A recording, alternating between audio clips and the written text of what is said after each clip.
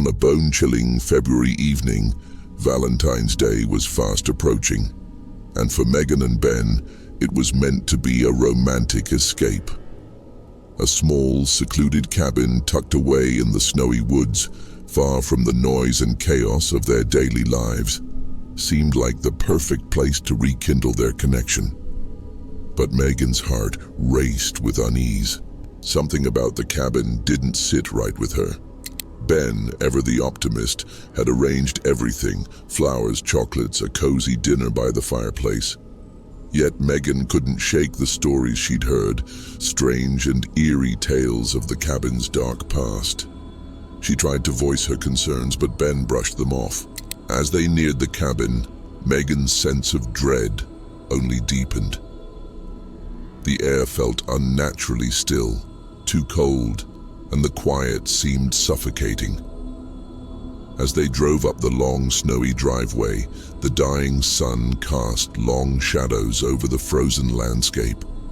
The cabin, hidden deep among towering bare trees, stood eerily against the dimming sky. It looked abandoned, its windows dark like hollow eyes watching them.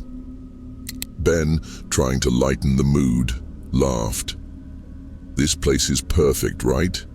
Just what we need for a cozy weekend." But Megan couldn't shake the feeling that something was terribly wrong. Inside, the cabin seemed welcoming with its rustic wooden beams, a stone fireplace crackling with warmth, and large windows showing the frozen lake outside. Yet something was off. Fresh flowers were arranged in a vase on the table, but the petals were dark, as though they had started to wilt before their time. "Ben, these flowers look wrong." "They're not fresh," Megan murmured, her voice shaky. "Probably just old."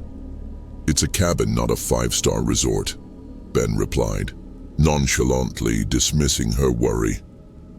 That evening they sat by the fire, enjoying their dinner in silence, but the silence felt suffocating. The wind howled violently outside, and the crackling fire was the only sound filling the room. Suddenly, the door creaked open on its own. Megan froze, her heart hammering in her chest.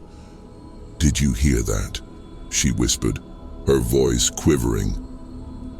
Ben glanced at the door but made no move to get up. "It's just the wind." Megan wasn't convinced. "No, it's not the wind. Someone's out there." Ben sighed, shaking his head. "It's fine. Relax." But Megan's eyes were locked on the strange footprints in the dust, leading from the door to the fireplace. The prints were small, childlike, but they seemed to appear out of nowhere. "Ben, I swear I saw someone watching us through the window earlier." Ben, though clearly unnerved, grabbed her hand. "Let's not get worked up. We're here to relax." But Megan couldn't shake the feeling that something, or someone, was watching them. The next morning, Megan felt slightly better, but the unease from the previous night lingered.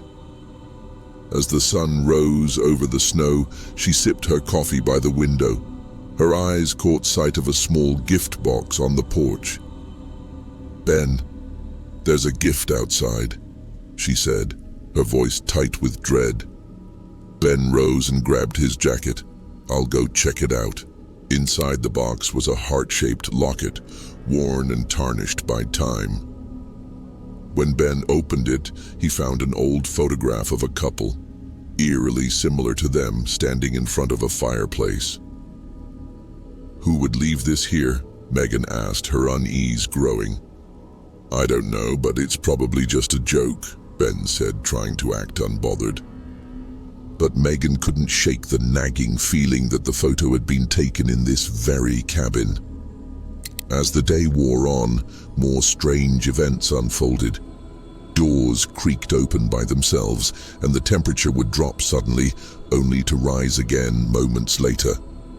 The strange sensation of being watched settled in, and Megan's nerves were frayed. "Ben, something's wrong. This place, it feels wrong." Ben, growing tense, tried to calm her down. "It's all in your head. You're overthinking it." But when night fell, the atmosphere became even more oppressive. The fire flickered and died, plunging the cabin into cold darkness. The wind howled outside, like some unseen creature trying to break in. Then came the knock, knock, knock, knock. Megan's breath caught in her throat. "Ben, please tell me you heard that." Reluctantly, Ben got up and opened the door. There was nothing. The howling wind and a freezing gust of air made them both shiver. But then, Ben noticed something strange. Footprints leading from the forest toward the cabin. But they weren't human. As the night wore on, the sense of being watched grew stronger.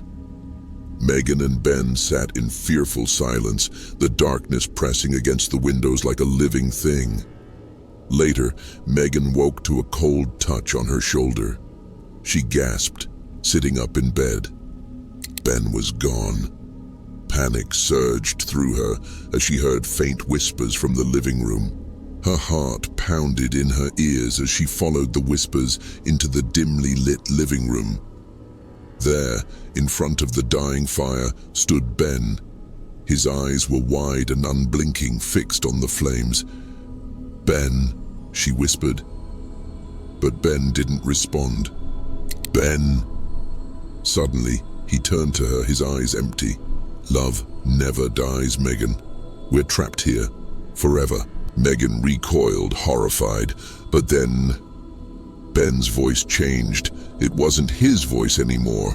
"Run, Megan, run while you still can."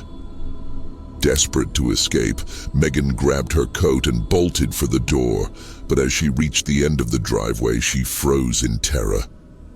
The forest was alive with movement. Shadows darted between the trees. It was them. The same couple from the photo, the ones who had once stayed in the cabin, and they were watching her. "Please, no," Megan whispered, her voice trembling. A figure stepped out from the trees, holding the locket she had found earlier. The photo inside was now torn and stained with blood. "Love never dies," the figure whispered in her ear. And with that, the shadows closed in, swallowing her whole. Megan disappeared into the woods, her screams lost to the cold, eternal night. The next morning, the cabin stood silent once again, as if nothing had ever happened. But those who live nearby know the truth. Every Valentine's Day, the cabin calls out for new victims. Somewhere deep in the woods, Megan and Ben's voices can still be heard, whispering through the trees, trapped forever in a love that was never meant to be.